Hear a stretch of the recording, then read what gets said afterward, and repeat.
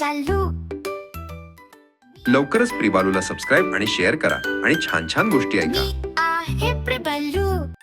प्रिबालूची गोष्ट.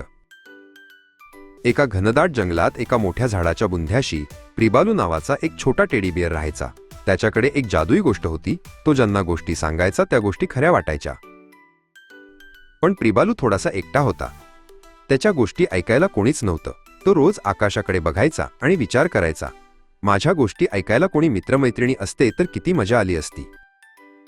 एक दिवस चिवानी नावाच्या एका चिमणीने त्याला उदास बघितलं. ती त्याच्या खांद्यावर बसली आणि किलबिल करत म्हणाली, अरे प्रिबालू, तू इतका शांत का आहेस? काहीतरी सांग ना. प्रिबालूने हळूच मान वर केली आणि म्हणाला, मला गोष्टी सांगायच्या आहेत, पण ऐकायला कोणीच नाहीये. चिवानीने लगेच उत्तर दिलं, मी ऐकेन, मला एक गोष्ट सांग ना.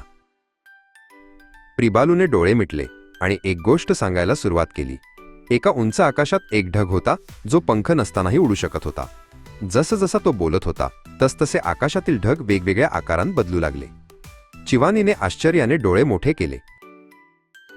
गोष्ट ऐकून चिवानी खूप खुश झाली. ती लगेच उडून गेली आणि झाडाच्या सर्वात उंच फांदीवर बसलेल्या पंडित नावाच्या एका हुशार घुबडाला म्हणाली, पंडित, तुम्हाला माहितीये का, प्रिबालूच्या गोष्टींमध्ये जादू आहे. पंडित घुबड खाली आलं आणि प्रिबालूकडे बघत विचारलं, तुझ्या गोष्टींमध्ये जादू आहे असं ही चिमणी म्हणतीये, ते खरं आहे का? प्रिबालूने हसून मान हलवली. मग प्रिबालूने एका धाडसी ताऱ्याची गोष्ट सांगायला सुरुवात केली. एक तारा होता जो दिवसाही चमकत होता. आणि खरंच आकाशात दिवस असूनही काही तारे लुकलुकू लागले. पंडित घुबड थक्क होऊन बघत राहिलं.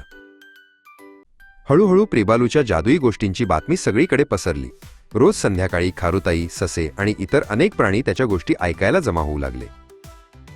लवकरच प्रिबालूला सबस्क्राईब आणि शेअर करा आणि छान छान गोष्टी ऐका. लवकरच प्रिबालूला सबस्क्राईब आणि शेअर करा आणि छान छान गोष्टी ऐका. मी आहे प्रिबालू.